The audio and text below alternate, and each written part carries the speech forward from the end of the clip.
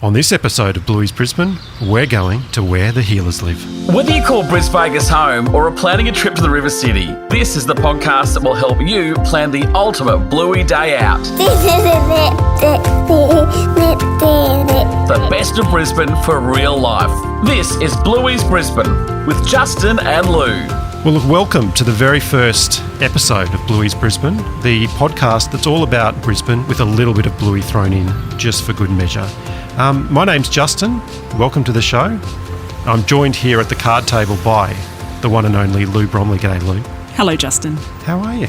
I'm very well. Well, look, we've set the card table up here on the top of Red Hill. We're in Red Hill today, where we reckon the healers live.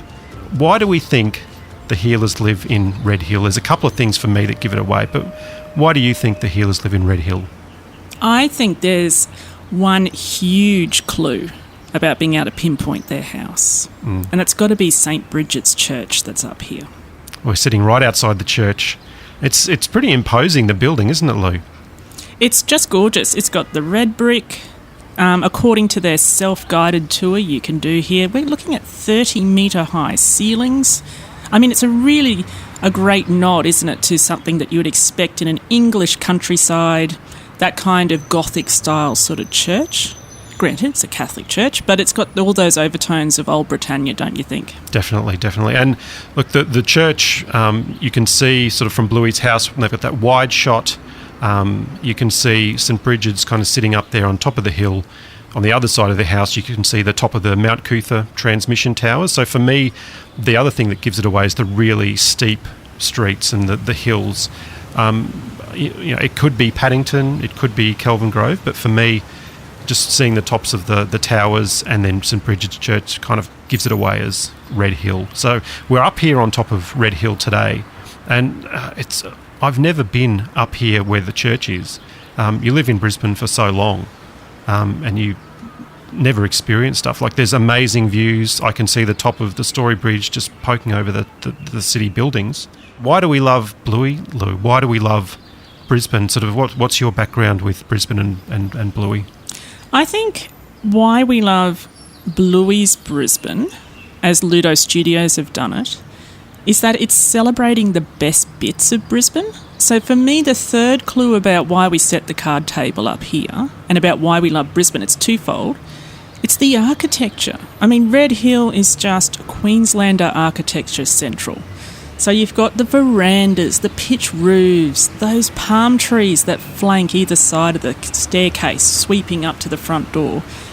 And of course, it's the steep streets and all that sort of thing too, but this has been celebrated for decades here in Brisbane in art, in photography as well. And then to see it as a kid's cartoon, it's like, yeah, you nailed it. So for me, that's a big thing here about when they talk about, well, the Royal They, anyone talks about what does Brisbane, what does Queensland look like? It's like, yeah, Red Hill's my kind of view of Brisbane. For anyone who's not from Brisbane, the iconic sort of Queenslander house, you're not going to find everywhere in Brisbane. It's got to be in certain suburbs that were developed in sort of the late 1800s, sort of early 1900s. So these houses are getting on to sort of 100 years old now, aren't they, Lou? Absolutely. So, yeah, I mean, for me, I loved Bluey's Brisbane, how they'd recreated the city. I loved all the other stuff that gets talked about, the positive parenting, Bandit as a great role model for dads. For me, that's great, the storylines, like a lot of it feels like my life. I've got a 6-year-old and a 4-year-old. It feels like a nicer version of my life, like without the tantrums. The other day my daughter hurled her Sultana brand across the room, because there weren't enough Sultanas in the bowl. So it feels like a kind of a nicer version of my life. Like I identify with what's happening. But then to see Brisbane recreated in cartoon form, I love that. Having grown up in Brisbane, having seen the city grow up, they've really kind of made Brisbane cool again, haven't they?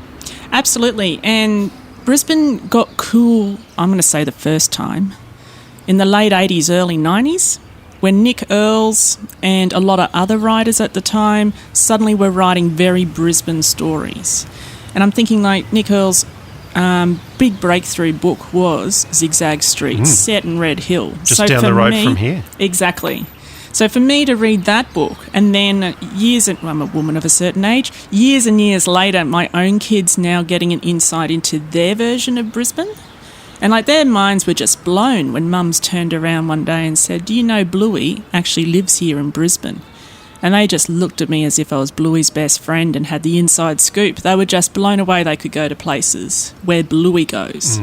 And I think that's really lovely to see. It's almost like Brisbane 2.0 and two generations. So the zigzag street type generation who grew up with Custard, funnily enough, who was banging out the tunes with Dave McCormack. At the same time, Zigzag Street was dropping on our bookshelves. We had Regurgitator, Powderfinger, that kind of sound, simultaneous with a literary scene. And suddenly Brisbane was cool. And people wanted to know about Brisbane. And I feel like we're going through that again, but we're starting off not at 19 years old, that kind of generation. We're sort of getting in at 5 years old, and that's nice. Yeah. Well, look, I mean, for me, the other thing about where Bluey is kind of set, that inner northwest of Brisbane, is where I grew up. So I grew up in the Gap, which is just down the road from Red Hill, and we talked about the transmission towers. My house at the Gap was right underneath the Channel 10 transmission tower. So when I think of Brisbane and my experience of Brisbane, the transmission towers at Mount Cootha are like an iconic view of what I grew up with and experienced. But then, when I grew up and finished uni and moved out of home, I moved into a little share house just on the corner of Lizzie Street and Arthur Terrace it was Barden, but it was right on the corner of Barden and Red Hill and Paddington. And this was sort of the late 90s, early 2000s, before those suburbs had really been gentrified. I mean, Red Hill, all those inner city suburbs, Red Hill, Paddington, was really student accommodation. It wasn't what it's like now. You've got $1 million renovated Queenslanders. It was really very working class and very student orientated. So to see kind of the city grow up and change and evolve over the years has been a big thing for me. And I think too, for me, my version of Brisbane is as a teenager. I was born and raised in, at the time, it was North Queensland, but Mackay now, we call it Central Queensland. But I always was here seeing grandparents every summer holiday. So I was always seeing Brisbane in summer. It was always outdoors. We were going to parks and seeing things. And then to come and do high school and move here in my teens, that's my Brisbane, and doing high school too, where I did it. So when you're seeing episodes where they're at the park, and having the community barbecue all together in the park, I can see my former high school, Lewards Hill College, in those shots. I can see all the new buildings they've done long since I've left those school grounds, because I'm a woman of a certain age. Well, we're all old, aren't we? We're all old. We got old. The podcast showing off the best of Brisbane for real life. This is Bluey's Brisbane with Justin and Lou. We don't pull any punches on this show. We go straight to the top. I wanted to know why Brisbane, why was this show set in Brisbane, the kids' cartoon, and why did the creators go to so much trouble to actually recreate Brisbane in a cartoon form? So we went straight to the top. We got Joe Brumm on the phone and I asked him precisely that. Why was it important to put Brisbane on the screen and not just set it in some kind of generic Australian city or Australian setting? I mean, I aimed for, I guess, the generic Queensland, and I sort of grew up, I was sort of born out west, and I grew up in North Queensland and then lived in Brisbane, so I kind of wanted to get that spread, but it definitely has ended up very Brisbane. It's a good question. I think cartoons work well when they've got a real sense of place. Yeah. And look, it's what's around us. I wanted it to look beautiful. And I think so much of Brisbane and the tropics and Queensland is really just beautiful, the sky and the colours and the houses, the architecture. And we've got a couple of really talented art directors, Katrina and Costa, who just love going around Brisbane, drawing all the details. So, look, that was just, I don't know, it's like we got to set it somewhere, let's set it in Brisbane. I want it to be super idiosyncratic so that, people would be lost, but I wanted that feeling of suburbs. Yeah. Has there been a favourite Brisbane location to recreate in the show? Yes, the creek. I grew up going down the creeks, and we take our kids down to the creeks, and they're all over Australia, I guess. But really capturing that with the sort of the big grey rocks and the moss and the crystal clear water. And, that was a lot of fun. It was quite satisfying. Bluey's Brisbane. I think Joe really has nailed what he spoke about just then. Brisbane is beautiful, and they've tried to capture, those best bits of Brisbane. The bluey purple, that jacaranda blue, Joe Brumm of Ludo Studios, he's nailed that. That's also our Brisbane. If there's a shade or a colour that you wanted to say is Brisbane, it's that jacaranda blue. It's not quite blue, it's not quite purple. That is what it's about. All right, and we're coming into the right time of year because we are, podcast, this is timeless, but the here and now, we're coming into September and October in Brisbane. That's when the jacarandas come out, and you really get that sense of, you get up on the hills of Brisbane, and just for miles around, you can just see that purple. And I think a good silver medal for another colour of Brisbane, and it's that tree that's in the backyard at Bluey's house. The poinciana, how that just is rioting red. It's Christmas red when that trees are in bloom. So I think there's some great colours that they capture on this cartoon that just remind me such of Brisbane at certain points of the year. So I think we have to get some hero shots of the poincianas too. No pressure. You're listening to Bluey's Brisbane with Justin and Lou.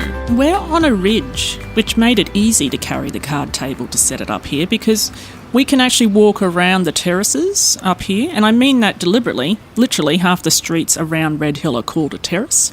So you can connect yourself around. I mean, some of the things that you can walk past include the cinemas. The Red Hill Skate Arena is very much still an iconic location here. You've got the old Ithaca Town Council chambers as well, and that's a bit of a hark back to suburbs that kind of don't exist anymore. I mean, don't tell that to those who live here in Ithaca, but a lot of suburbs or the old town councils got sucked into bigger suburbs later on. So we've still got some parts of old Brisbane which are a lovely nod to history, alongside other things that are here as well. And I mean, for all the bandits and chillies out there thinking about, well, how can I get out here and have a look? Get down to the Normanby Hotel too. I mean, this is a hotel 130 years old, but it is not still looking 130 years old. There's just so many aspects to this suburb which are a combination of the modern and the new, but still remember its history and its roots, and that's really lovely. And I think that's one of the great things about getting around Red Hill. Brisbane doesn't have much convict stuff. No, not like Sydney. It's No, not like Hobart. There's not that 1800s era suburb after suburb sort of thing like in Melbourne. So where we have pockets of our pre-1900s history, we're kind of proud of it, rightly so. And while we've got the odd convict built building here, it's few and far between. So to get to somewhere like Red Hill and see wooden structures, not like, when you say convict buildings, you're thinking stone, right? And they were carving their initials into it. That's not what we're talking about here. You can duck down to Spring Hill, just down the road, and see the old mill that's just near the big parklands there. That's convict built. And we've got the Commiserate store on William Street. There's very few things here in Brisbane, or we have foundations of buildings that used to be there that were convict era. But I think that's one of the lovely things about Red Hill, the Paddington sort of precinct, is that you get an insight into what did Brisbane look like back then, but with modern twists as well. There's so many great things to see in Red Hill. Get out and check it out. But for the mums and the dads, they want to see those Bluey locations. So we're going to find out a little bit more about the church where we are now. But an actual Bluey location is just down the road, Woolcock Park. Now you'll know this from episodes like Bike. There's the coloured shade sails. You've got the sort of the red slide built into a little hill. You've been out and about exploring the park. What have you found in Woolcock Park, Red Hill? Well, just like the episode Bike, if you want to get your cycle on, I think there's some great options here. You've got up to 6 kilometres of bike path that can take you up all the way to Newmarket. And if you don't want to cycle, you can walk or run it too, or get the scooters out and wheel along. And we're going to get some details up on our Facebook page about how you can ride or walk or go exploring around that.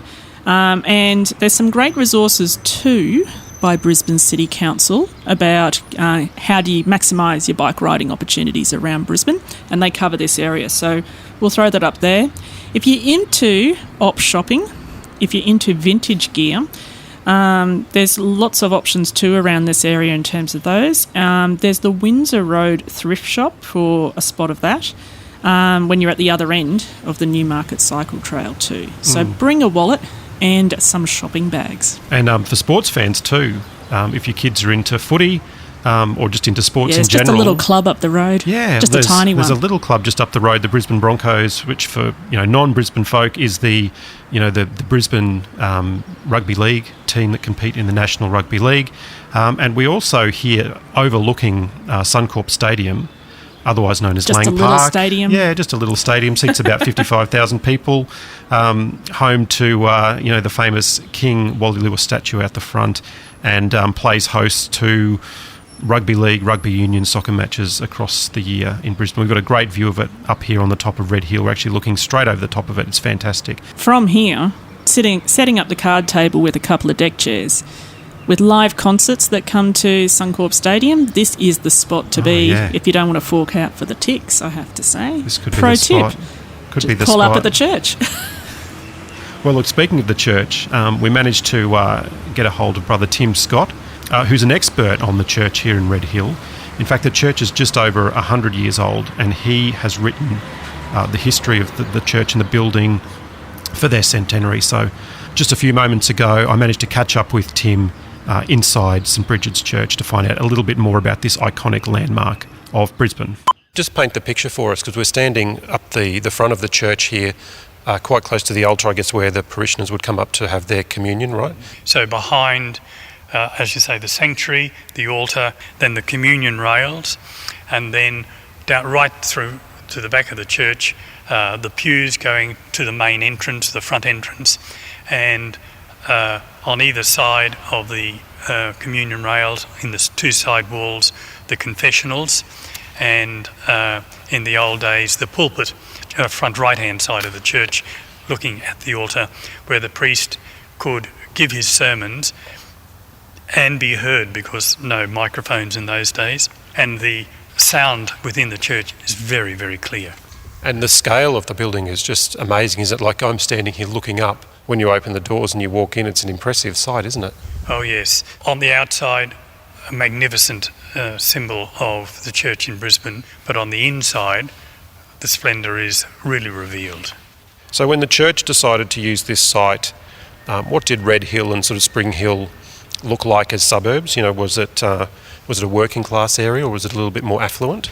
Well, Archbishop Quinn bought this land in 1881, and he built a simple church on the land. And Spring Hill was a farmer's area with paddocks, a lot of Irish. My grandparents came from Ireland. My grandfather had a Clydesdale moving business, if you like, so paddocks. So a lot of poor, low-class, middle-class people in this area. It was obviously the church for the area in so much of this section of Brisbane, yes. You mentioned, there was a lot of Irish, immigrants in the area at the time. Church is named after St Bridget of Ireland. Was that one of the reasons why she was chosen to be the patron saint of the church?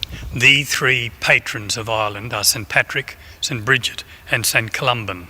St Bridget, born 450 AD approximately. And so they were the three saints of Ireland. So when the Irish came to Australia, cathedrals were named after, like St Patrick's Cathedral. Here, St Patrick's in the Valley. St Bridget's here, and St Columban's Church. They are named after those Irish saints. So why was the red brick chosen as as a building material rather than the sandstone, which was the common thing? Probably because of availability. Because it's interesting, like this red brick church opened in 1914, and that was the year the foundation stone was laid for the Rosalie Church, which is smaller, I think, and it is also red brick.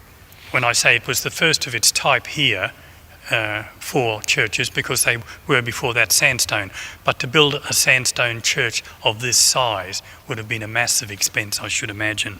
Well, that's fascinating. Thank you so much for your time, Tim. Thank you for allowing me to share some magnificent history of a magnificent church.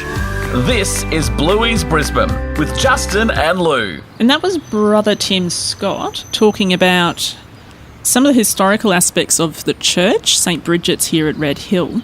It's also worthwhile saying we've been talking about Red Hill being very much a late 1800s kind of suburb, but while the church officially is, 1910s old, it was opened in 1913 officially, there was actually an older church here originally. So we've got still the old stones. We've still got to hark back to the 1800s. So definitely worth checking this out if you want to get your little hit of history while you want to check out a little bit of Brisbane while you're here. And just across the road too is the old St Bridget's convent, where the nuns would live, but it's now a private residence. You can actually see it from the church here. It's just across Musgrave Road.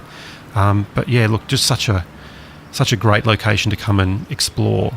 And as I said, I've lived here in Brisbane for 30 plus years, and I've never been up onto the hill here where the church is. I've never been inside the church. Come along, do one of those self-guided tours if you're interested in history, and if you're interested in architecture, it's really like a must-do while you're in Brisbane for sure. Absolutely, I agree. I'm getting a little bit too comfy here on my deck chair by the card table.